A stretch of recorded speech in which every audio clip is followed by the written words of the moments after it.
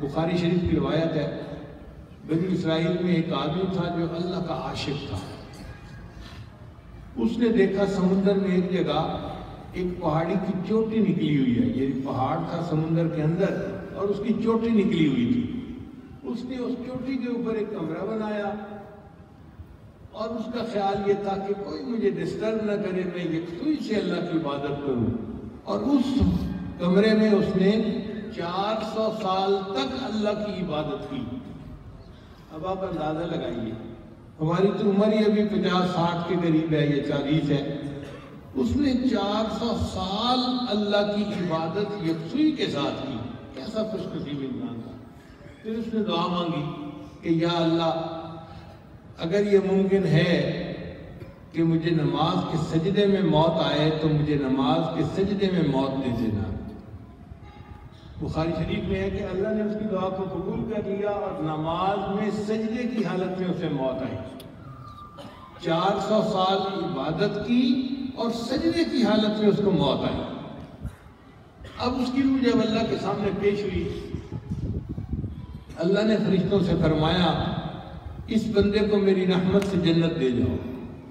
اس نے کہا رب بعملی، اے اللہ نہیں، میرے عملوں کی وجہ سے، میں نے 400 سال آپ کی عبادت کی ہے اور سجدے میں مجھے موت آئی ہے، تو میرے عملوں کی وجہ سے جنت ملے۔ اللہ نے پھر فرمایا میری رحمت سے جنت دے دو۔ اس نے کہا رب بعملی، اللہ میرے عملوں کی وجہ سے۔ جب 2 دفعہ اس نے کہا نا تو اللہ نے فرمایا اچھا میرے فرشتوں، جو اس کو میں نے نعمتیں دی اور جو اس نے عبادت کی، ذرا ان کا آپس میں حساب کر لو۔ اب فرشتوں نے جب حساب کیا تو پوری زندگی کی عبادت صرف آنکھوں کی بینائی کی نعمتوں کا شکر ادا نہ کر سکتی۔ اللہ نے فرمایا میرے بندے، تیری پوری زندگی کی عبادت بینائی کا شکر ادا نہ کر سکی اور تجھے تو میں نے کتنی نعمتوں سے نوازا تھا، فرشتوں لے جاؤ اس کو جہنم میں۔ جب فرشتوں نے اس کو گھسیٹا جہنم کی طرف تو وہ رونے لگا، اللہ اپنی رحمت سے جنت دے دیجیے، اللہ اپنی رحمت سے جنت دے دیجیے۔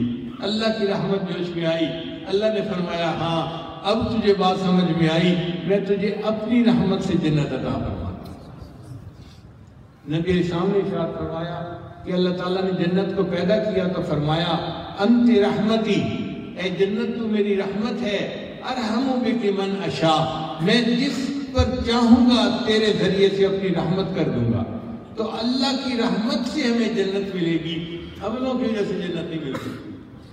چنانچہ ایک صحابی نے نبی علیہ السلام سے پوچھا اے اللہ کے نبی صلی اللہ علیہ وسلم، آپ کو بھی اللہ کی رحمت سے جنت ملے گی؟ نبی علیہ السلام نے فرمایا ہاں، الا ان یتغمدنی اللہ برحمتہ، اللہ کی رحمت میرے اوپر غالب آئی تو مجھے جنت ملے گی، اپنے عملوں سے جنت نہیں مل سکتی۔